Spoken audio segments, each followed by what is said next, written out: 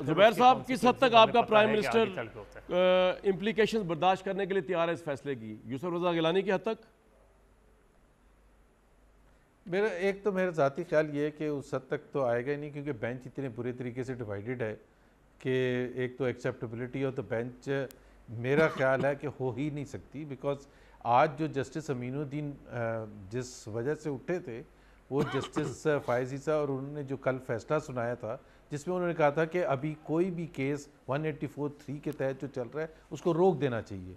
तो इसका मतलब ये है कि ऑल दोज जजेस, क्योंकि सबके लिए एक्सेप्टेबिलिटी तो वो होती है ना कि जब जस्टिस फायज़ ईसा भी हों और जस्टिस तारिक भी हों, जस्टिस अमीनुद्दीन भी हों और justice full court Ijazul Ahsan भी हों, मतलब दोनों साइड्स जो हैं फुल कोर्ट हो। तो फुल कोर्ट तो अभी तो वो उन्होंने जो जस्टिस फायज़ ईसा ने जो फैसला किया है जिसकी बुनियाद पर जस्टिस अमीनुद्दीन आज उठे थे, तो वो वाले जजेस तो बैठने के लिए तैयार ही नहीं होंगे कि कोई इस केस को आगे लेके जाए, क्योंकि ये भी 184(3) के तहत है, सू मोतो के बेसिस पर है। यही बेंच दोबारा भी तो बैठ सकते हैं ना, वो जजेस ना भी आए क्या फर्क पड़ता है? तौहीन अदालत के लिए जस्टिस अमीनुद्दीन तो उठ गए ना, चार जजेस का तो बेंच नहीं बन सकता ना। नहीं, आपके प्राइम मिनिस्टर को तौहीन अदालत लगनी होगी तो कोई भी जजेस बैठ सकते हैं। नहीं मतलब वो तो बहुत देर की बात है। आपको याद है यूसुफ रजा गिलानी को तौहीन अदालत लगी थी after several notice were given to him कि वो ख़त लिखें, and he was consistently refusing. वो इतना आसान नहीं है, मेरा ख्याल है इतने में तो अक्टूबर वैसे ही आ जाएगा इलेक्शन के लिए। तो टाइम ही गुजारना है ना। वो एक दो दफ़ा नोटिस देंगे। अक्टूबर के लिए आप रेडी हैं? वैसे मुझे तो लगता नहीं अक्टूबर के लिए रेडी हैं आप। अक्टूबर के लिए रेडी हैं जुबैर साहब? देखिए, by the way on a serious note मैं ये ज़रूर कहता हूँ, जो आपका सवाल था ना कि इम्प्लीमेंट कौन करवाएगा अगर सुप्रीम कोर्ट कह भी देगा, ये फंडामेंटल क्वेश्चन है पाकिस्तान का। अगर ये होना शुरू हो जाए और ये एस्टैब्लिश करना ज़रूरी है इरिस्पेक्टिव ऑफ आप इस तरफ हैं या इस तरफ हैं, क्योंकि ये तो फिर हर दफ़ा यही हो। सुप्रीम कोर्ट तो ऑर्डर ही दे सकता है। आपने जो एग्जाम्पल दी किसी को फांसी की, तो ये तो अगर सुप्रीम कोर्ट की को बात मानने से इनकार करते, इदारे बात मानने से इनकार करते, तो फिर तो ये कंट्री बनाना रिपब्लिक अगर नहीं भी अभी तक है तो बिल्कुल ही बन जाएगी ना बनाना रिपब्लिक के, जहाँ सुप्रीम कोर्ट की कोई वो है ही नहीं, हैसियत ही नहीं है। अब मेरी नज़र में सुप्रीम कोर्ट के जज से चाहे 100 गिले शिकवे हों, लेकिन सुप्रीम कोर्ट की अगर बात नहीं मानेंगे तो फिर तो बात ही ख़त्म हो जाएगी। फिर where do we go? International court of justice करेंगे। बिल्कुल ठीक जी। इफ्तिखार भाई, क्या पोजीशन है सर?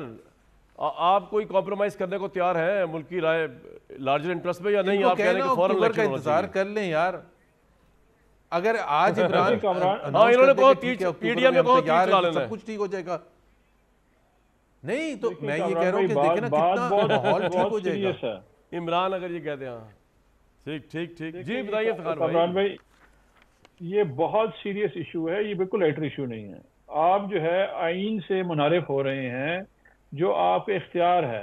आज आप यहाँ से हो जाएंगे तो फिर आगे उसको कहाँ भी रोकेगा काम? ये तो ना आपके बस में है, ना फिर मेरे भाई जुबैर जो बस में है, और ना ही हमारे बाकी दोस्तों के बस में भी है, ना ही हम यहाँ पे टॉक शो ही होते रहेगा।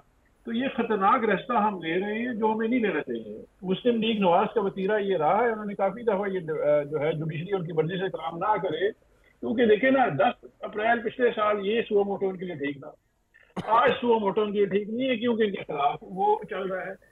सवाल मेरा या इनका नहीं है कामरान भाई, सवाल है आईने पाकिस्तान का। आईने पाकिस्तान में लिखा हुआ 90 दिन का। 90 दिन से आगे जब ये जाएंगे तो आइन तो आप इनराफ कर गए आइन से, आइन के ऊपर तो काम कर ही नहीं रहे हैं। तो फिर जब आइन से काम नहीं कर रहे हैं तो ये सोशल कॉन्ट्रैक्ट है। मेरे पास वो डॉक्यूमेंट मौजूद है 1973 का आइन, जिसमें मुफ्ती महमूद साहब ने, वली खान साहब ने और जुल्फिकार अली भुट्टो ने साइन किए हुए हैं डॉक्यूमेंट के ऊपर, आइन के ऊपर। आज फिर आप एक रास्ता दे रहे हैं, एक नया रास्ता दे रहे हैं जो कि खतरनाक रास्ता है। मेरा नहीं ख्याल है इस तरफ जाना चाहिए। 2 हैं या 4 हैं या 15 जजेस हैं, आइन बड़ा क्लियर है कि 90 दिन में इंतखाबात होना चाहिए। मुझे इससे गर्ज नहीं है। ये जो जाती मफाद के लिए लेजिस्लेशन हो रही है, इसके लिए अब असेंबली नहीं बनी हुई है। असेंबली ऐसी नहीं बनी हुई है कि कुछ ताकतवर लोग यहाँ पे जोर जबरदस्ती से आके उसको इलेक्शन कह के यहाँ बैठ जाएं और जात को फायदा उठाएं। नहीं, अवाम जो है उसका काम है कि वो इलेक्शन के बाद इलेक्टेड गवर्नमेंट रखे। ऐसे तो यहाँ पे बस फिर एक रजीम क्रिएट हो जाएगी, उसको फिर कौन हटाएगा? वैसे एक बात है इफ्तिखार भाई, जो लोग जर्नलिज्म देख रहे हैं पाकिस्तान का या पाकिस्तान की सियासत को देख रहे हैं, आइन से निराफ होना कौन सी बड़ी बात है सर यहाँ पे? अभी आप देखें ये जो सूरी साहब की वोट ऑफ नो कॉन्फिडेंस जो आइन से नराफ उन्होंने किया, सुप्रीम कोर्ट ने कहा आइन शिकनी का ये सारा मामला है, उसके अंदर जिस तरह प्राइम मिनिस्टर इमरान खान ने पार्लियामेंट तोड़ी वो गैर आइनी, कासिम सूरी का वोट ऑफ नो कॉन्फिडेंस ना कराना वो गैर आइनी, सदर पाकिस्तान का इमरान खान की पार्लियामेंट तोड़ने की समरी को मान लेना वो गैर आइनी। उसके बाद क्या हुआ, मुशर्रफ साहब का मामला हुआ आर्टिकल 6 वाला, आपने आके जिस तरह डिफेंड किया उनको, आपने जिस जज साहब ने उनको आर्टिकल 6 से आपने कहा इनका दिमाग ही खराब है, आपके अटॉर्नी जनरल ने और आपके लॉ मिनिस्टर ने, और उसके बाद आप लोगों ने जो किया सर आइन से निराफ, पाकिस्तान में आइन से निराफ तो कोई बड़ी बात ही नहीं है। ये और बात है कि आपके अगर जुबैर साहब को सूट कर रहा है आइन से निराफ तो जुबैर साहब उसको इजी लेंगे, वो बहुत बड़ी बात लेंगे कि वो आइन से निराफ हो रहा है। अगर इफ्तिखार भाई आपको सूट कर रहा है कि आइन से निराफ होने से आपको कुछ नुकसान हो रहा है तो आप भी कहेंगे ओहो आइन से निराफ हो गया। ऑन इट्स मेरिट आइन से निराफ पाकिस्तान में उसकी टके की वैल्यू नहीं है। पाकिस्तान में जी हालात और मामला इसी तरह चल रहे हैं, हर चीज़ मजाक बनी हुई है, मुकद्दस से मुकद्दस चीज़ भी, मुकद्दम से मुकद्दम चीज़ भी, आइनी से आइनी चीज़ भी इस मुल्क में 47 से लेकर आज तक मजाक ही रही है।